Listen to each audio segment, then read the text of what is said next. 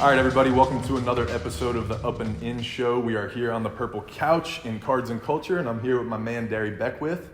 Thank you, dude. Man, appreciate you for having me here, man. This purple couch says it all. Like, right. when I walked in, I was like, man, this purple couch, this is the whole vibe. So I'm excited. If you get anything out of this interview, it's this purple couch. It's going to make the interview. Somebody's got to come sit on this purple couch. If you're in Baton Rouge, you got to come check it out, take a picture. I always tell people about that. I'm like, put it on social media. Absolutely. Call it Purple Couch. Absolutely. But yeah, dude. So this is we are over 100 episodes now. So we are in the hundreds. So thank you guys for all listening and subscribing and doing all those things, downloading our show. Darry is a former LSU football player, played in the NFL for a minute, and has a great foundation. So we're going to talk about a bunch of cool stuff that he's got going on, things that we're going to be involved with Cards and Culture. And yeah, so let's take it back. So you started playing football. You came to LSU. Where'd you grow up? So I grew up in Baton Rouge, right off of Seegan and Perkins. Oh, nice. Attended Parkview Baptist High School. Oh, shit. So I had to go far from college. I love literally. that. Dude, quick story. I remember when I went to LSU, so as a freshman, you have to go on campus, right? Yeah. And I grew up literally on Seegan and Perkins, right? All you have to do is go down Burbank, and you're right there at LSU. Right. Not far at all. I remember I was moving in on that same day, getting ready for summer workouts, summer school. Yeah. And I was ready to leave, and my mom was in the kitchen, right? And I was like, all right, I'm ready to go. I got everything packed up. Yeah. And she never turned around. I was like, what are you doing? And I saw her shoulders like in the corner doing like this, like going up and down.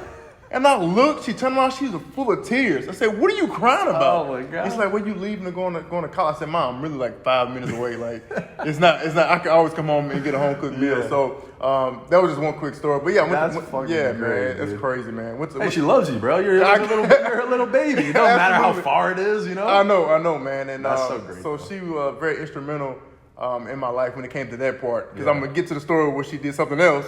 So I go to Parkview Baptist. Had a great time there. Had the opportunity to play for the legendary late great Coach Kenny Giat, who passed away a few years ago. Had an outstanding experience at Parkview Baptist, and while I was there, I learned a lot. I really didn't know what it was like to work out. I didn't know what it was like to condition or anything like that. So it's a whole new ball game for me.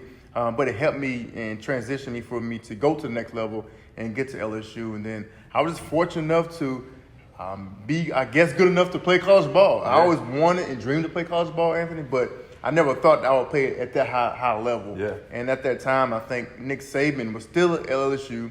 They just won the national championship in 2003. And he comes to the school, and I think I sat down and meet with him. And next thing you know, I have a scholarship offer. Which is surreal, you know. And so that whole thing was my whole recruiting process. I didn't really have a recruiting process at all. The reason I didn't have a recruiting process is because, let's go back to my mom. So when he offered me, we had to have something called a junior day. Okay. So you had to go up there and they do a whole recruiting spiel. Yeah, you had to like come on campus so that way like the regulations and all that stuff. All that stuff. And so when I get there, he has to offer you in front of your parents to make it official. Really? Yeah. So that was because you're a minor, that was his big deal. And man, we go in there and he has like this door, right? And he opens the door with a button behind his desk. Yeah. It's very like CIA-ish. I don't know if that's a word, right? Yeah. You know what I mean? It's like very CIA-ish, man. So he comes in and he crosses his legs. He's very intimidating, but literally he's no taller than his couch. Like he's just little in stature but big in personality. Yeah. So we get in there, he does the whole thing, and he's like, look, I already offered Darry 2 weeks ago, but wanted to make it official and offer him again in front of you guys, in front of the parents. Yeah. And so I said, Coach, thank you so much. I appreciate it. I'm going to think about it. Yeah. And as soon as I said, I'm going to think about it, my mom is sitting like 2 chairs down from me. And all I couldn't see her, but I could feel something like this beaming through my face, dude. And it was like, I said, what's going on? So I looked. And so she looked at me with the most like, one of those looks where I was a kid, I used to get whooped. Yeah. Like, you know what I mean? You know exactly what's about to happen. You're like, that's how I felt. And so she looked, and she rocked back in the seat, and she said, Coach, he's not thinking about nothing. He's like, he's coming here. And so she was like, so you committed? I said, I guess so. So the whole moral of the story, I never actually committed to LSU. My mom did. I really was forced. You were forced. Your mom was like, you are going to this school. Yeah, we are not thinking about anything. Dude, no, not at all. So it worked out. Bro, that's hilarious. It worked out. I love that. It worked out. That's pretty cool. I didn't know that. So did you play under Saban? So Saban recruited me, and then he left. Okay. A month before signing day. I know, right? To go to the Miami Dolphins, and that was the main reason why I wanted to go there. Yeah. It's because of Nick Saban. A lot of times people say, well, you go for the school, but you really go for the coach. And I love this approach. I love where the program was going. And he was kind of like a no-nonsense guy. And he never promised you anything. The only thing he promised is you're going to have an opportunity to play and you're going to get your degree. And that was it. And so when he left before, I think a month before signing day, it was kind of one of those like, man, what I'm going to do? So I kind of opened up the recruitment process. I never really went through it. Right. And so when he left, man, I was getting phone calls and everything. It's like, oh, I said, this is cool. Because even as a 17-year-old, you kind of like, now I'm getting all this attention. Like, oh, man, it's nice to feel some love. Yeah, I'm going to milk this. Exactly. And Coach Ogeron, and at that time, he was at Ole Miss. Yeah, he's at Ole Miss, and he was calling my house every single day. He knew when I went to the barbershop. He knew when I went to the store. And so we finally I said, cool, we're going to set up an official visit. Yeah. I'm going to Ole Miss for an official visit. Now, was I going to go there? Yeah. Absolutely not. But it's a free trip, free weekend. And so this is the third time I mentioned my mom. I'm not going to mention anymore. And so I'm getting ready, so we have to leave that Friday. So that Friday morning, like I'm packing, right, to go to the trip. And so she opens the door. She said, where you going? I said, Coach Ogeron, we set up an official visit for this weekend. She's like, oh, okay. And she shut the door. And like 10 minutes later, my bags are packed. She walks in again. You're not going. I said, what you mean I'm not going? I said, I already set the visit. Yeah. She said, I'll take care of it. So I guess she called him and said he's not coming. So I think she kind of freaked out because she didn't. So Miles, when Coach Miles heard it, because they hired Coach Miles, right. And when he heard about it, he gave me a call and gave me one of those terrible Coach Miles speeches. Oh my God. Where it was like, he's like, hey, I heard you going to Ole Miss for the weekend. He said, do you have a girlfriend? I said, no, sir, I don't have a girlfriend. He's like, well, picture LSU as your girlfriend right now. And by you going to Ole Miss, that's kind of like your side piece. Like you stepping out on your girlfriend. You stepping out on your girlfriend. It's a, how you think as your girl, how you think she would feel? I said, she'll be heartbroken. He's like, well, we'll be heartbroken as well. And so, dude, I kid you not. So when I told my mom that story, she freaked out because she didn't really know how recruiting worked. Yeah. And so she's like, well, if you go there, are they going to take the scholarship away? I was like, no. But like, yeah, she freaked out. So that was a wrap. So I didn't have a chance to go to the Grove. That's so funny. Yeah, but if you went there, you might have went. I might have. Their campus is beautiful. They got some beautiful women. I don't know what your girlfriend's situation was, but I was single back in high school, man. Yeah. So hotty-totty, but I never. Well, we're happy that you came to LSU. Yeah, that's man. good. That's good. It was. That's wild, man. So I always appreciated when I came to school because I'm from New Jersey originally. And I always appreciated people that grew up in Baton Rouge and got to have that experience of like wanting to go to LSU or your family or everybody and stuff. So what was that like going there, representing LSU, having your family, your town, kind of like being from here? It was an awesome experience. It's one of those things where if you talk to anybody that grew up in this area or surrounding areas, specifically Baton Rouge or the Ascension Parish area, that had an opportunity to play LSU, it wasn't so much that I was doing it for myself. Like, I was doing it for my family members and for my friends because a lot of times, Anthony, like, and you know this, you may be the first person in your family where they get to experience these things. They get to experience the travel and go to different stadiums and eat different kind of foods and meet different kind of people. And so for me, I never took that for granted. So when I stepped foot on that field on Saturday night, wherever it's at, whether it's LSU or Auburn or Florida, I knew I was representing more than myself. And so that part, people say, how is it like playing in front of 100,000 people? I say, that's no pressure at all. Right. The pressure is to make sure that I make my family proud. And that I wasn't really concerned. The crazy thing about it, I wasn't really concerned about, let me play well to make sure that the fans like me. Let me play well to make sure the coaches like me. Let me play well so I can make my parents happy. Because on Sunday, they got to go to work. Yeah. And I don't want them to say, man, your son is trash. You know what I mean? Yes. Like, no, like your son got ran over, like Dan McFadden juked him, he's trash, he shouldn't be playing. So that's the pressure. The pressure is that they got to go to work that Monday, that next week, and deal with other people. So I was like, when you go to work, I want them to say, you know what? Dad showed up Saturday night, so that was my whole drive. But yeah, man, I did it for them, and I'm glad they got to experience things that probably they wouldn't have got to experience. Dude, that's exactly it, man. I love hearing that. That's amazing because I feel like I did the same thing. I grew up in New Jersey, but like coming down here, I didn't have that all the family, right? I was doing it for representing for the North almost, right? Like I came down here and like all the kids that wanted to go to the South and things like that and make a name for themselves. So I took that pride and had that. But I always liked hearing that experience, and I like what you said too of you do it for your family and for the experiences that they might not have ever had before, and for opening doors to possibilities, right? And if you can stay there long enough and make enough money or network or do things, right, you open up opportunities for your family that didn't exist before. So, damn, I love that, because I think about when I went to Yankee Stadium, because growing up in Jersey, like New York Yankees, like that was my thing. So when I pitched at Yankee Stadium, I had all my family there, same type of thing. I was like, man, this is so surreal. So that's pretty legit that you got to do that for college for 3 or 4 years. That's dope, man. Yeah, man, it was an awesome time, awesome experience. Met a lot of great people, and like I said, as a kid, you always imagine, playing at a high level. Even as a kid, like my imagination was so strong, because I remember being in the front yard, I always pictured myself playing in front of a large amount of people, and to kind of see that come to fruition is crazy. Like, man, as a kid, every single day I was out in the front yard pitching, I was on TV and making plays. Now, as a kid, I thought I was going to be a running back and receiver, and obviously, but they didn't work out. My ball skills were horrible, so that's why I had to play defense and tackle people. But other than that, man, just to see that come to fruition was a blessing, man. That's something I don't take for granted. I'm extremely grateful for that opportunity. I love it. So let's fast forward. So you had a great career at LSU, and then you go into the NFL. So did you get drafted, or did you have to go and grind a little bit? How much time do you have?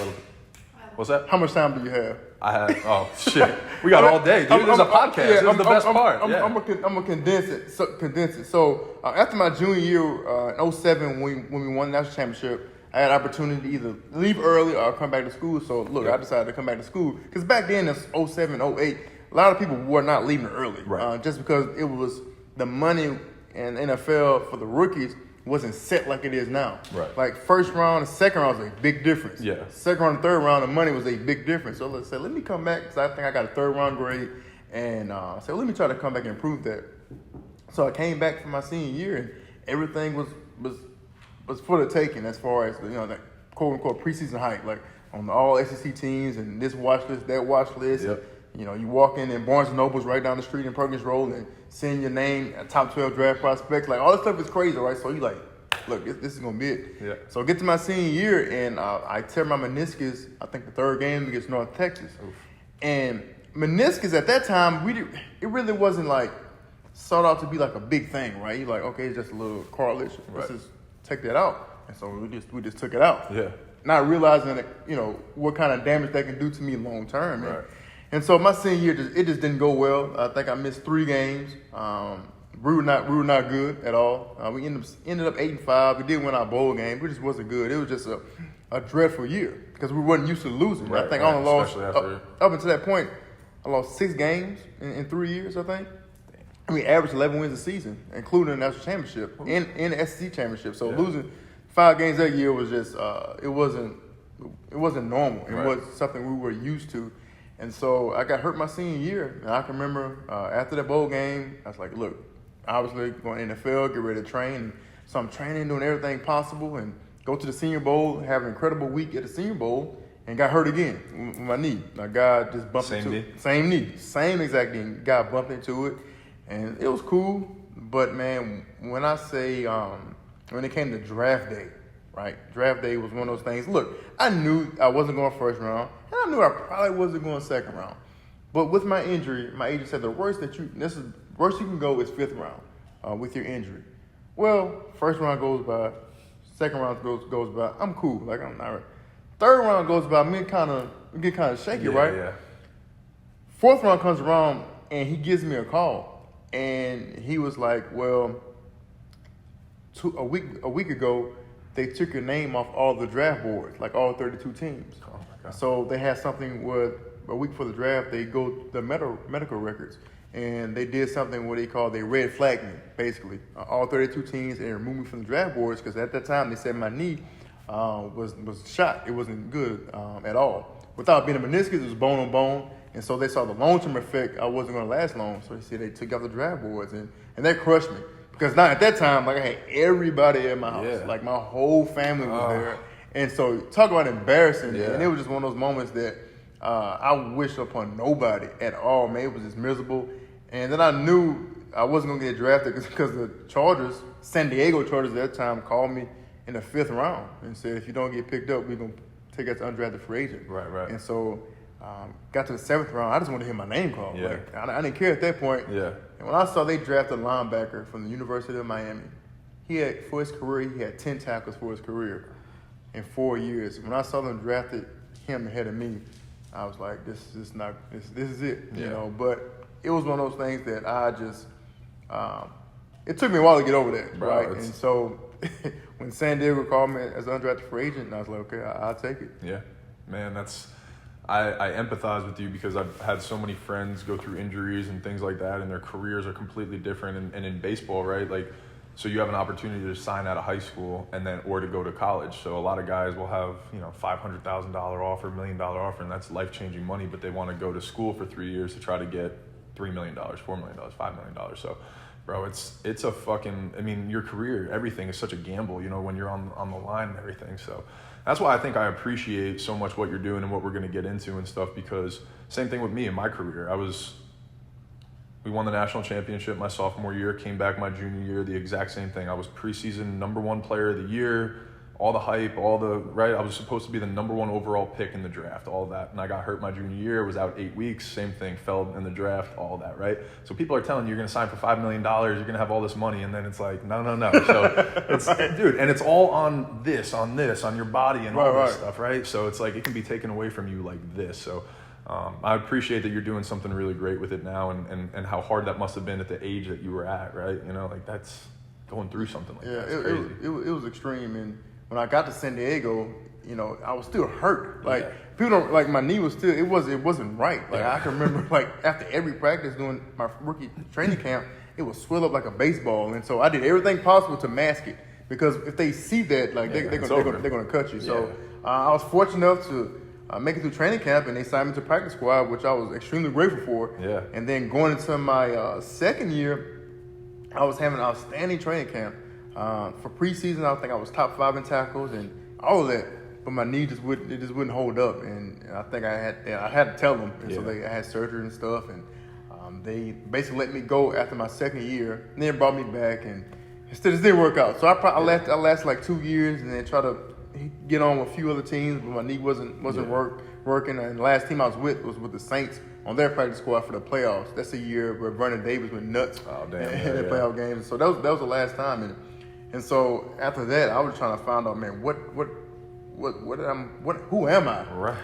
Like, and you can attest to this, because your whole life, that's all you do. You play ball, and that's all you think about. Yep. And so when it ended, it was tough. And Anthony, I was like, I don't know what to do. But until I got a phone call from a former teammate of mine that I played with at LSU, and what they tell you, what they tell you when you go to college, if you keep your nose clean, if you're successful, even if you're not successful on the field, but if you are successful, it makes it a little bit better. You get your degree, you're going to be set up. You good. You golden. That's what they tell you. Right. And so this guy had all the credentials. He graduated. He was All-American on the field. What more can you ask for? And so he called me one day, and he was saying that he was back at home from his hometown. He was working, I think, doing something for the city bus, right? And he didn't have any money, and he needed some money. And I know the guy. He never does that. Yeah. It wasn't one of these things where he's trying to finagle me. Right. He really meant it. And, man, it hurt me so bad, because I knew him. I knew the type of work that he put in. And he was like, once I got done, I tried to reach out to the people that were there for me. No one was there to answer the call. Yeah. And so that hurt me so bad. Yeah. And so when I got off the phone, I sat there and I cried, because, like I said, this is not right at all. And so at that moment, man, God gave me the vision to start it. And so that's when I started the Darry Beckwith Foundation at that moment. Because I thought about this. I said, when I got to college, it was already too late. My mind was already programmed that I'm going to the league and I'm going to play a long time. Oh, my God. It's too late. And so I said, well, can I start with college kids? I said, well, it may be kind of hard. And so that's why I had a vision. Let's start with high school student athletes. Let's begin to train them and develop them to have a different mindset right now, where they're still kind of green in the area. Let's have a mindset. Look, let's start developing them now outside of sports. So when they do get to college and it doesn't work out, the things that they learn within the program, that it can carry them beyond that. They won't be so depressed or so caught up in their jersey or in their helmet, and making sure that that's the only way to be successful. And so that's why I started in 2016. Bro, I feel like these stories are so powerful and stuff too, because people can look at you in your career and think everything is fine, right? And like see you from the outside and be like, man, he's got everything figured out. He's fine. He's going to be fine. Like he's fine when football is done. But when it's your identity and you've planned on this for your whole life, and I resonate so much with what you said. I showed up to campus and I was like, LSU's dope. Yeah, this is cool, but this is just a stepping stone until I get to the major leagues, because I'm supposed to play there for 20 years and make $100 million. They're gonna rip the jersey off my back when I'm 40. You know, like force me into retirement. Like that shit doesn't happen. You know, and it's like, and for the most part, it usually doesn't happen the way you planned it. So I think you're exactly right of starting it at an earlier age in high school is amazing, because even me, as with baseball too, you see it with minor leaguers and guys going through the grind. They're so caught up in this, like, I gotta make it, and then at 28 everything's done and they don't know what to do, and they don't have the foundation to fall back on. Nobody told them at 16 it was gonna be all right. You know, like, this baseball thing is just fun, and it's only gonna be a small portion of your life, you know? So what are some of the things that you do implement with these kids and start at an earlier age to try to get them to stay focused or understand some of that stuff? So we have like two spectrums of the foundation. Okay. Like one spectrum is where we have individual members in the foundation. So we have individual kids that does specific things. So what they do, they go through a process. So every month we do some type of enrichment program with them. Okay. So we do a financial course. We teamed up with a financial advisor, Edward Jones, by the name of Spencer Smith. Nice. They go through a financial course. They do different things as far as they learn how to interview on a job. We got a guy named Butch Reiser who's working HR for 30 years with FedEx, with Little Caesar Pizza. And so he goes and does like an extensive process with them about how to interview and what questions they're going to ask. Oh my God. And so, I mean, look, I learned certain things. Like, man, I said, because he said the first thing they're going to actually interview is like, well, tell me about yourself. Tell me a little bit about yourself. So they go through the whole process, and so they learn things about that. They also do internships. So if they're interested in something, like if a guy wants to be an architect or engineer for a day or 2 days, we set up with the company and go sit down and learn the ins and outs, just to kind of spark their interest. We've done things as far as real estate development. They did that a few months ago, just to expose them to different things in different areas. And so, because if you don't, the only thing they think out there is sports. The only thing they think to be successful is sports. But when they see somebody else and the great thing about it is when they see somebody else being successful, like, wait a minute, I can make a lot of money being a real estate developer, and my body is still gonna be intact. Like baseball, my shoulder's still gonna be intact as a pitcher. I can make money in that way, or I can start a business and make money in that way. Okay, and so that's what we do as well, and then we offer free tutoring as well. Open Minds LLC is a company that we partner with. Janet Robbins is the owner, so she does an outstanding job. We had a guy from McKinley High School. I think when we got him, he had like a 2.8 GPA, and so we got him in right before his senior year, which is kind of hard, right? Yeah. So we kind of like to get them when they're freshmen and sophomores. Right.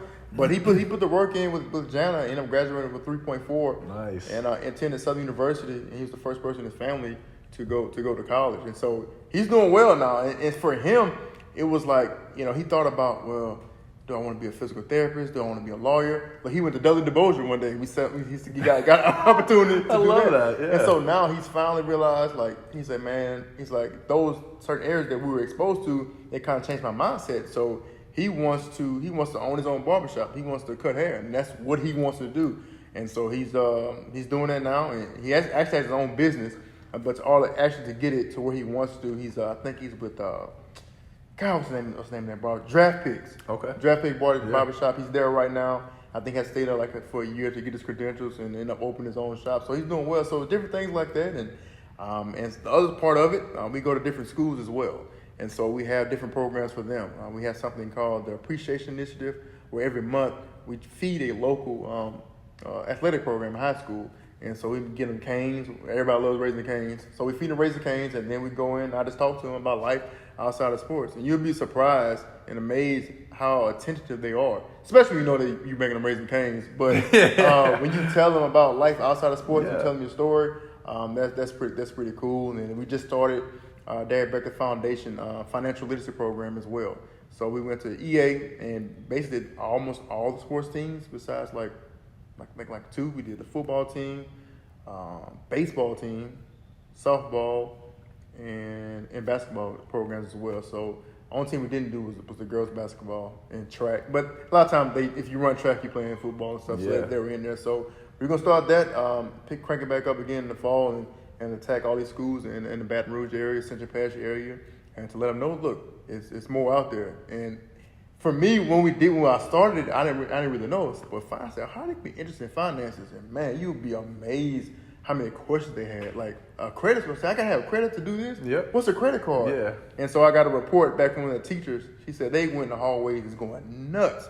Like, I gotta get a credit card. I gotta open up a checking account, because a lot of them really know. Okay, what's the checking account? Yeah. What's the savings account? What's the return on the savings account? Exactly. You know, and they talk about mutual fund. We talked about mutual fund. I ain't talking about mutual funds with them. Spencer Smith did, because I'm not an expert, right. and so I'm learning too as well. So Yeah. he talked about mutual funds, and if you put this much in right now, this how much you have at the age of 65. And so when they see like, okay, if you put this much in, the rate of return of 7%, you have, $1.5 million at 65. Oh, I know they go crazy. Oh, I could be a millionaire, things like that. And so it's just having the educational part of it, man. So we enjoy it, man. And so it's only getting better. We're just getting started. Bro, this is amazing. I just feel like I could listen to you talk about this forever, because I'm so passionate about this stuff. Because it happened to me, right? My experience was like, when I was done playing ball, I didn't have any financial literacy. I didn't have these experience. I didn't have this background and stuff. And I felt like I had a pretty good opportunity growing up, right? Like, so I was like, man, what is it like with kids that don't have the privilege that I had or the opportunities that I had, right?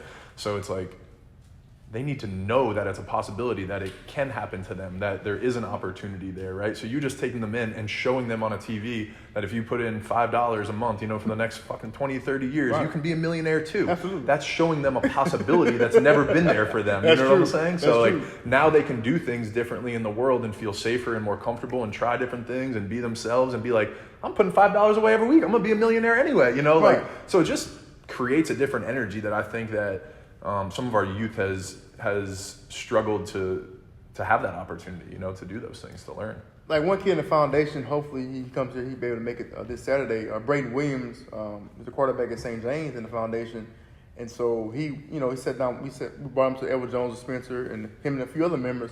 But pointing him out specifically, because after he went through that whole spiel with Spencer, and also they have to save $5,000 by the time they graduate, just to give them some type of financial management skills. So they have to save $5,000 by the time they graduate. So after after he met with him 2 weeks later, I get a phone call from Braden.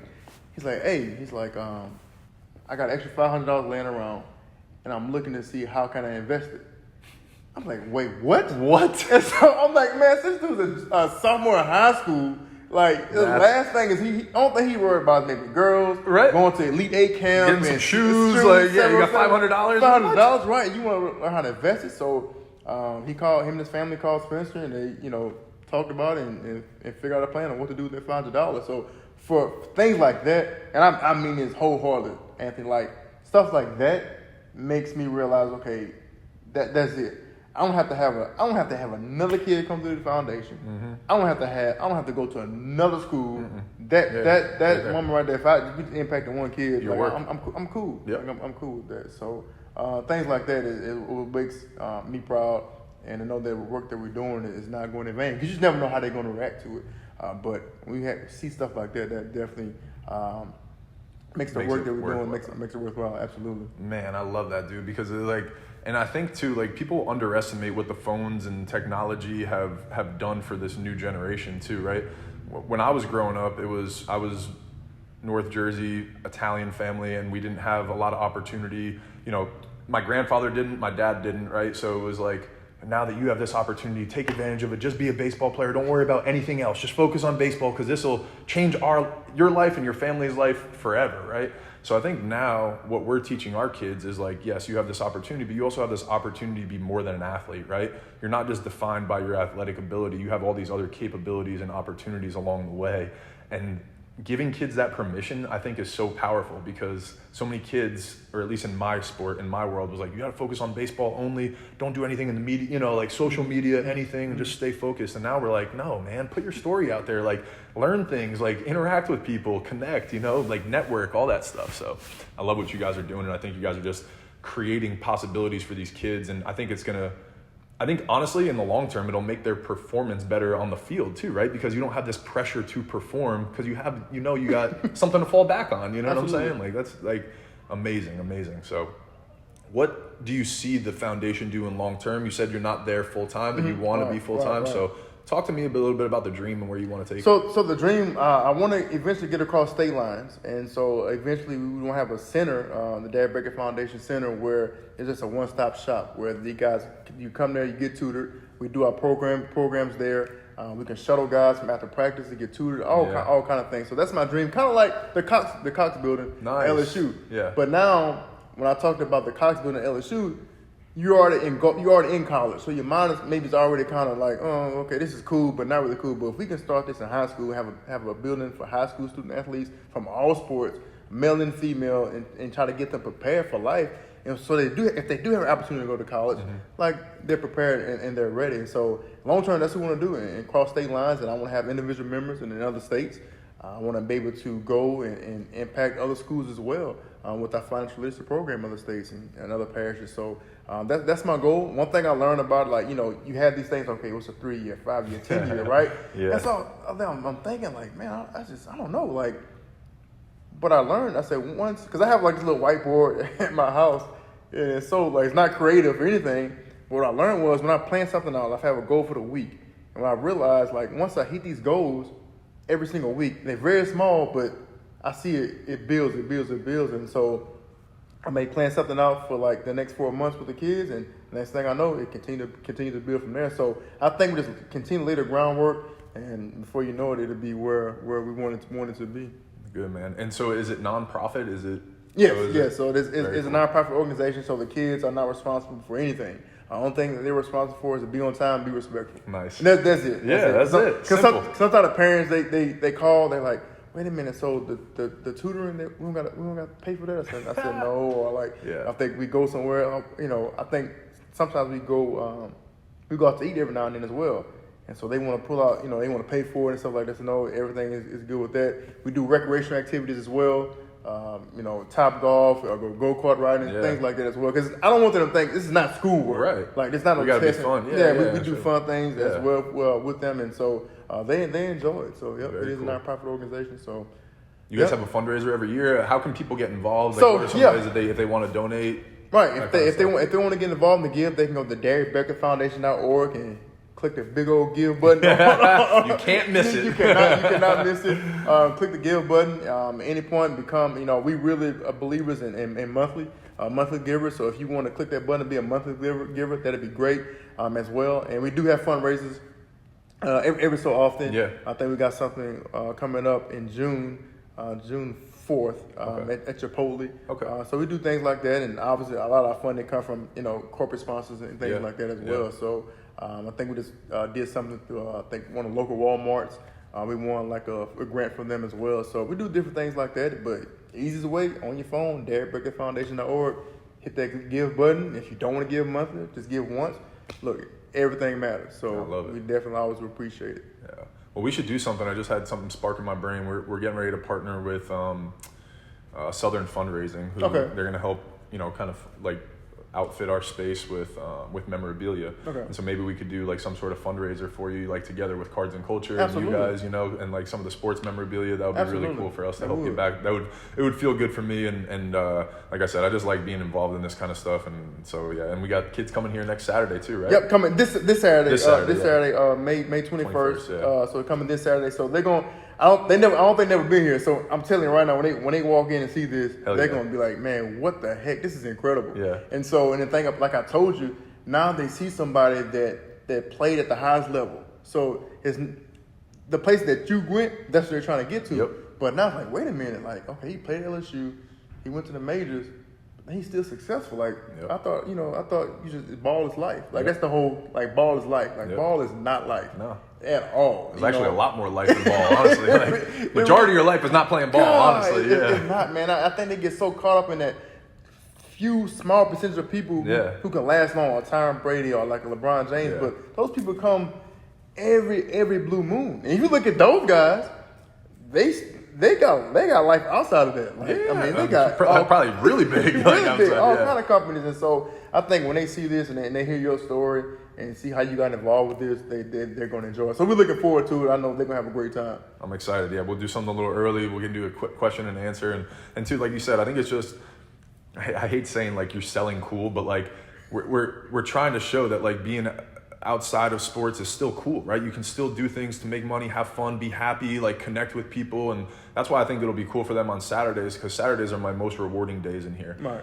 It's honestly, we wind up doing good numbers on the thing because of the volume of sales. But the reason I like Saturdays is because I get to talk to 20 different kids that come in here. And just like, some of them knew that I played baseball, some don't. And then I tell them, and like just the whole experience of like just BSing with them, teaching them about supply and demand, like how to look up comps on prices. You know, you're teaching them life skills along the way, absolutely. right? So it's like I'm doing stuff in business where I'm enjoying life, I'm successful, I'm making money, but I'm also helping people, connecting with kids, teaching them, inspiring them, right?